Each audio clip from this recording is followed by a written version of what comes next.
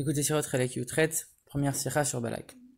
Le rabbi ici il précise que on sait très bien que dans le commentaire de Rashi, quand on retrouve des midrashim, des explications, des choses un petit peu plus poussées, c'est toujours pour répondre au sens simple du texte. Mais dans notre paracha, on voit qu'il y a énormément d'explications de ce style. Le rabbi explique que quand Bilam il est en train de prophétiser sur le peuple juif, c'est écrit Vaïssa Meshalo, il a dit sa parabole. Et comme ici on parle de parabole, forcément il y a beaucoup plus de sens caché dans ces paroles même du sens simple de la Torah que dans le reste des parachiotes. Et c'est pour ça que ici Rashi il s'étend dans les longues explications. Et ici, le rabbi va choisir une explication.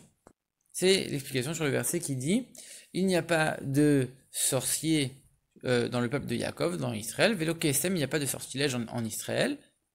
À présent, il sera dit au peuple juif ce que Dieu fera. Et sur ça, Rashi, il commente la chose suivante. Il y aura un moment dans le futur où Dieu va dévoiler son amour pour le peuple juif.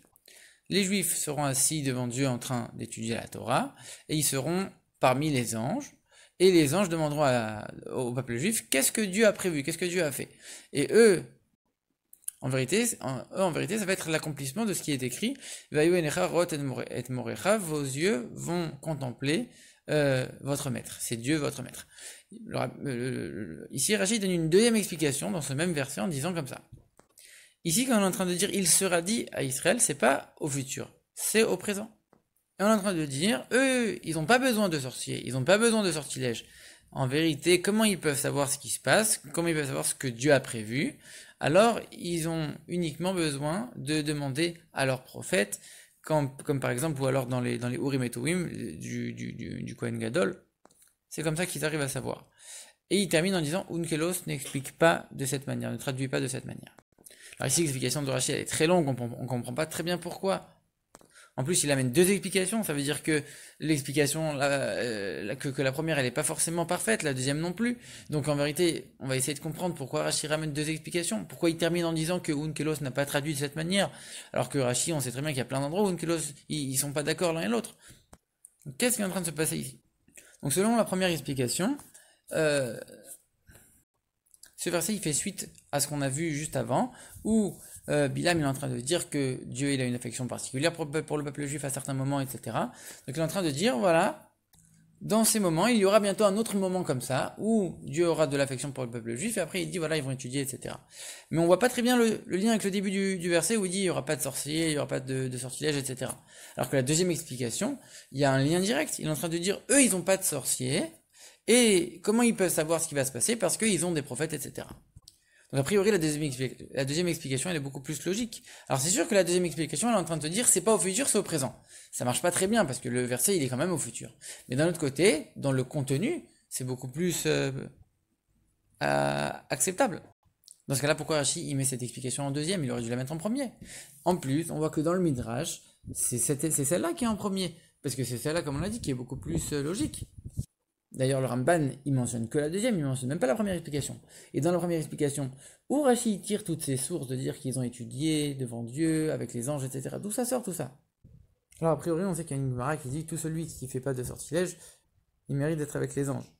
Mais ici, Rashi, il ne précise pas du tout, il précise pas du tout de lien avec ça. Et puis à ce moment-là, ça aurait pas été au futur.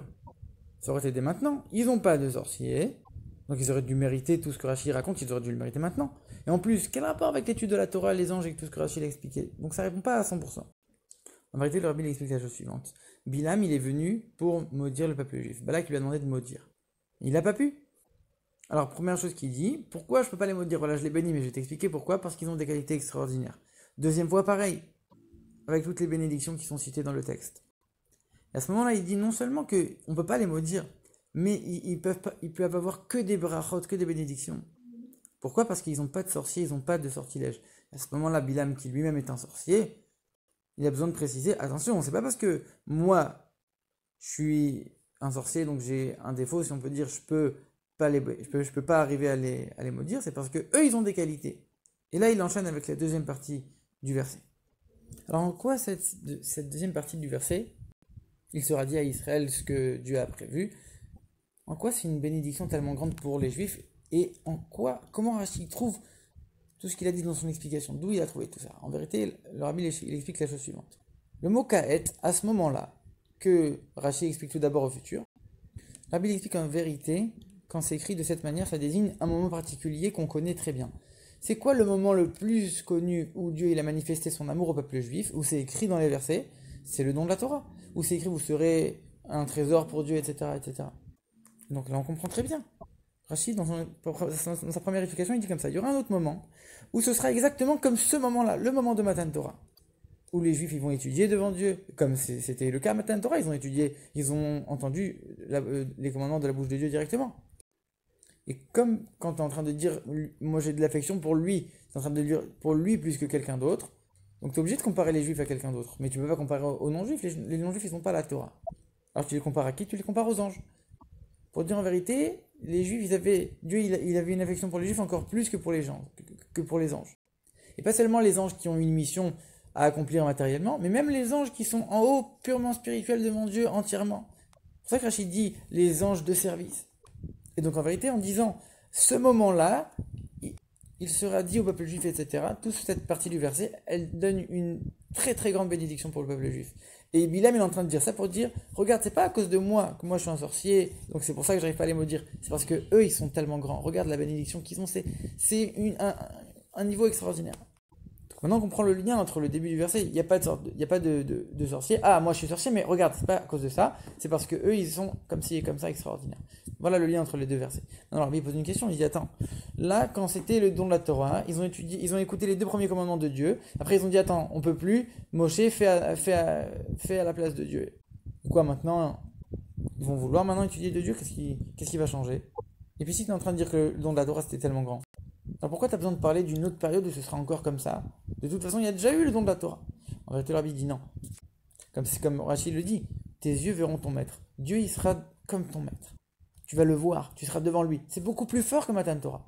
Tu seras assis devant Dieu. C'est quoi assis? C'est un état qui va demeurer, pas comme le don de la Torah qui était quelque chose de ponctuel. Ça va être quelque chose qui va durer. Donc Rachid parle d'un moment qui sera beaucoup plus haut, beaucoup plus fort que le moment du don de la Torah. Par contre, donc ça c'est pour la première explication. La question qu'on peut poser sur cette première explication, c'est qu'en vérité, ici on est en train de parler du futur. Comment une chose grandiose du futur, elle peut empêcher Bilam de les maudire maintenant au présent? C'est à cause de cette question que Rachid donne une deuxième explication. On dit non, on parle pas du futur, on parle du présent. On est en train de te dire comme eux ils n'ont pas de sorcier, alors ils ont la bénédiction. Et ils n'ont pas de sorcier, qu'est-ce qu'ils font? Ils ont les informations de qu'est-ce que Dieu a prévu par leurs prophètes, les Urim et Thummim, etc. Mais en vérité, qu'est-ce qui pose problème à Rashi sur cette deuxième explication? Cette deuxième explication, en vérité, elle ajoute rien. Il faut une raison de plus pour Bilam, pour dire que je ne peux pas les maudire. Toi, tu es juste en train de me dire, il n'y a pas de sorcier, comment ils font? Il dit voilà comment ils font, eux ils ont des prophètes. Mais tu n'es pas en train de donner une bénédiction au peuple juif qui va empêcher Bilam de les maudire. Tu rajoutes rien. Alors selon le sens simple, c'est plus logique cette explication. Mais tu rajoutes rien au contexte. Et donc c'est pour ça que Rashi ici il cite cette deuxième explication, mais pas en tant qu'explication principale. Non, le Rabbi dit qu'en vérité, même selon la deuxième explication, on peut comprendre un petit peu aussi que ça a empêché Bilam de les maudire. Parce que Bilam il les maudissait pourquoi? Comment il faisait? Il voulait les maudire au moment où Dieu allait s'énerver contre le peuple juif. Mais en vérité, dans cette deuxième explication, on est en train de dire quoi? Que même ce moment-là, les prophètes du peuple juif, ils sont en train de leur dire. Donc moi, Bilam, ça sert à rien que j'essaye de les maudire avec ce moment-là. Leurs prophètes, ils leur disent déjà c'est quoi ce moment-là. Donc ici, en vérité, entre ces deux explications, on a un peu le débat de savoir est-ce que c'est plus important, est-ce que c'est mieux d'avoir quelque chose d'extraordinaire dans le futur, ou quelque chose de moins extraordinaire, mais qu'on peut déjà sentir, qu'on peut déjà voir au présent. A priori, on voit que Rashi choisit la première option, c'est le futur le plus important. En vérité, ici, on ne peut pas faire ce débat-là, il n'est pas valable, parce que dans la première explication, on parle d'apprendre auprès de Dieu, dans le deuxième, c'est apprendre auprès des prophètes, donc déjà, ça n'a rien à voir. Et en plus de ça, dans la première explication, on ne parle pas de quelque chose qui sera que au futur. Ça marche déjà maintenant, c'est juste que ce sera encore plus dévoilé aux yeux de tous dans le futur, quand Mashiach reviendra, etc. Mais en vérité, c'est déjà valable dès maintenant. Donc ici, ce débat futur et présent, il ne peut pas tellement être valable. Et donc ici, on voit très bien que selon le sens simple des versets, on est en train de parler des qualités du peuple juif. Et à cause de ces qualités, Bilam est en train de dire, je ne peux pas les maudire. Et à chaque fois, Unkelos, il traduit comme Rashi. Mais dans ce verset, Rashi vient de dire, Unkelos n'a pas traduit comme moi ici. Comme pour dire, moi je suis en train de donner des interprétations, des explications, des choses un peu plus poussées. Mais profondément, Rachid est là pour le sens simple. Ici, Unkelos, il a choisi aucune des explications. Il a expliqué les choses vraiment au pied de la lettre. Et Rachid cite quand même, Unkelos n'a pas fait ça, mais s'il le cite pour dire quand même, Unkelos, je ne suis pas en train de le repousser à 100%. Ici, il est en train d'expliquer le sens simple, comme pour dire, ça a quand même de la valeur. Et moi, le système de Unkelos, il y a plein d'autres endroits de ce type-là où je suis quand même d'accord avec lui. Rachid le cite pour dire, il dit pas comme moi ici, mais voilà, c'est quand même pas non plus complètement exclu. Alors les enseignements qu'on peut tirer de tout ça, comme on a dit que même la première explication elle est valable dès le présent, ça veut dire qu'en vérité même maintenant même si on le voit pas, ça va se voir que quand Mashiach reviendra, mais même si on le voit pas aujourd'hui déjà, quand on étudie devant Dieu, et on étudie avec les anges, on a un niveau qui est encore supérieur aux anges. Et c'est pour ça qu'il ne faut pas du tout avoir honte de tous ceux qui se moquent de la Torah et des mitzvot et qui essayent d'empêcher la diffusion du judaïsme et de la Torah. Nous, on étudie avec Dieu, on étudie avec les anges. On ne peut pas être touché par une telle chose. On est au-dessus complètement de tout ça. Et quand on va se raffermir dans cette idée qu'on étudie complètement avec Dieu, on est complètement séparé de tout. Alors même les nations du monde qui veulent se moquer de nous, même si elles sont aussi grandes que des rois et des prophètes comme Balak et Bilam, etc. On va pas du tout être impressionné de ça. Et au contraire, c'est eux-mêmes qui vont finir par reconnaître la grandeur du peuple juif. Toutes les grandes qualités extraordinaires que Bilam a citées. Et non seulement ils vont reconnaître, mais au lieu de nous embêter, ils vont finir par nous aider. Et eux-mêmes commencer à accélérer la venue de Mashiach immédiatement.